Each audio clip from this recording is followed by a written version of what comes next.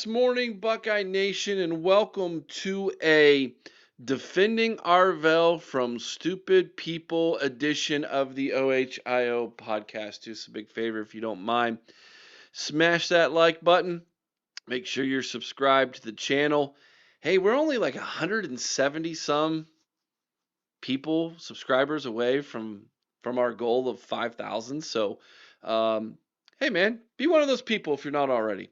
And of course, let us know what you think about what we think down in the comments section below. We have entered way too early stupid season for the NFL draft. There are some people out there who absolutely hate Ohio State players. No matter what they do, no matter how good they are, no matter how successful they are in the NFL, people hate Ohio State. There's a couple reasons why. The most famous one everybody always likes to say is they hate us because they ain't us. Um, I don't attest to that all the time. Some people are just jealous, yes. But they don't apply the same hatred towards, say, Alabama players. And it might be SEC bias, it might be ESPN bias. Some people are trying to placate to trying to get a spot on ESPN, and they think if we do what the narrative is out there in the inner sphere, then we'll get noticed and people will maybe want to offer me a contract to be the next talking head on ESPN, something like that, right? These are the things that we have to deal with and kind of sift through on a daily basis, those of us who consume sports. And there's always narratives. Everybody's got a narrative, whether they want to admit it or not. They've got a belief and they want to try to persuade the argument through facts in that belief. And that's what I'm going to do right now. I have a narrative as well. My narrative is that Arvell Reese is a really, really good football player and deserves all the accolades that are getting heaped upon him by some people. And when that happens, there's always going to be a small minority of people who push back for whatever reason, and they think they're smart in doing so. And such is the case on Twitter and TikTok when the following information came across my feed and I had to respond to it this morning. So this is a tweet of all 6 sacks that Arvell Reese has had from one Marcus Mosher. Don't know if that's a long O or not. And right off the bat, there is a retweet with a comment made by one Jordan Tucker. And Jordan Tucker's retweet states, just talked about this on TikTok. That's one strike against you, I guess, right there. Some team is going to make a dumb mistake when drafting this kid.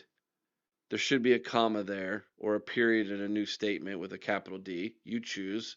Either would be acceptable, but what's not acceptable is the run-on sentence without a period at the end, my bro. When drafting this kid, don't do it. Excuse me?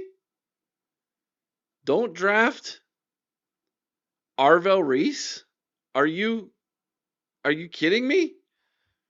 I literally went to your website, read your bio that says that you're an ESPN radio host. There's one indication. You're a sports host on YouTube. You were a credentialed college football and NFL draft analyst. Just turn in your analyst card right now. I mean, don't even try to defend yourself here. The fact that you don't know ball to the point where you think Arvell Reese is not a draftable prospect is absolutely asinine. It is crazy. It might be the dumbest thing I have read on the internet in quite some time. And believe you me, I have read a lot of dumb crap on the internet. That is on levels of dumb I can't even explain to you. Wow. Wow. Okay. Um, Let me just share with you some other things. Before we even get into the stats, let me read this to you from PFF. Okay, so this is from PFF about Arvell Reese's draft potential. Are you ready for this? The comprehensive scouting report analyses on Arvell Reese indicate that he's the possible number one defensive draft pick in this upcoming NFL draft. He's definitely on the top 100 big board, and here is their breakdown. Arvell Reese has been a revelation midway through the 2025 regular season, and he's my top overall prospect on my updated 2026 NFL draft big board. 6'4", 243 pounds, elite proportional length. Reese blends the line between linebacker and edge, and he overwhelms blockers like a true edge with his inhuman raw strength and power supplemented on attack. He's hyper explosive, which helps him generate overwhelming force and stack and shed with ease. But that same explosiveness helps him sear up gaps as a blitzer and instantly erase space in pursuit against lateral runners, where he can then match, break down, and tackle solo with similarly inhuman quickness. All this and Reese's most potential quality might be his true pass rush upside. He has a 99th percentile power profile with his explosiveness, lean mass, and length, and he's shown he can maximize and sustain brutal power exertions with proper base load and extension timing on bull rushes. He can assuredly drop into short zones and cover hooks out of feigned blitz looks, but NFL defensive coordinators will look to weaponize him any chance they get as an elite two-phase attacker and block destroyer. A true offensive terminator, Reese is worthy of the first overall pick in the draft. How in the world can two people who do this for a living be so polar opposite on reading a guy's potential? Now, I'm not going to sit here and blow smoke up your butt and tell you that I'm some kind of expert, uh, NFL draft expert guru here. I'm not. I'm a fan who loves to watch football. But even my two eyes can tell me that this guy is going to be really good at the next level, okay? Barring injury, there's no reason to think he is not going to be an all-pro superstar in the NFL. So the fact that there is some idiot out there who's like, don't draft him, he's overhyped, just turn in your draft analysis card, bro, and just stop making videos at this point. You a fool. You're an absolute fool. You're a jester. You're a joker. You're a clown, my man. Please, my goodness gracious. Arvell Reese is currently leading the team in tackles with 55, 29 of which are solo. He is second on the team in sacks, but only half a sack behind Caden Curry, who has 7. As far as sacked yards, he's at 41, again, second only to Caden Curry. He's had 2 pass deflections, which is good enough to be tied for second on the team. Davison Igbinosun leads the team with 5 currently. There is 0 chance that Arvell Reese is not a first-round draft pick, my guys. 0 chance. He is definitely a first-round draft pick, a first-round talent, and as the PFF guy explained, a possible first pick in the draft level talent. Um, Unbelievable. Absolutely unbelievable that some people cannot see the talent that is in Arvell Reese. I was hoping he was going to be good at the beginning of the season. I didn't realize how good he really was.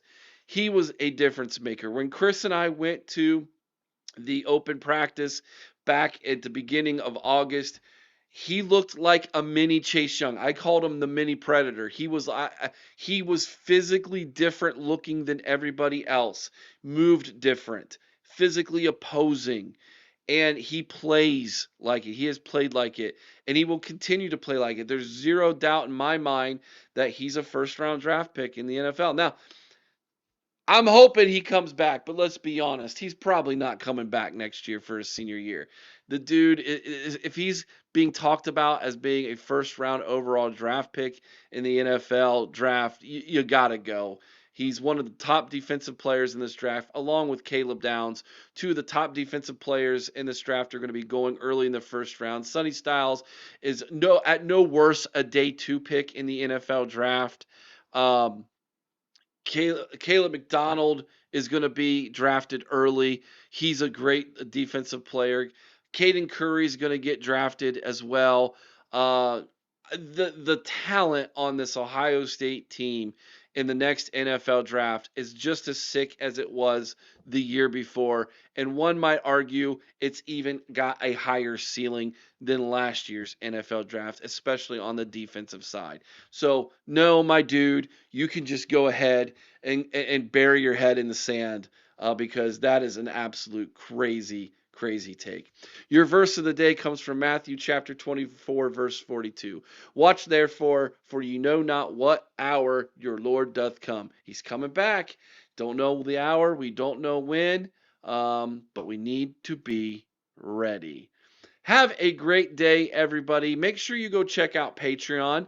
Episode number 3 of the Illuminati podcast will be dropping today. That is Mika's podcast. It is super popular.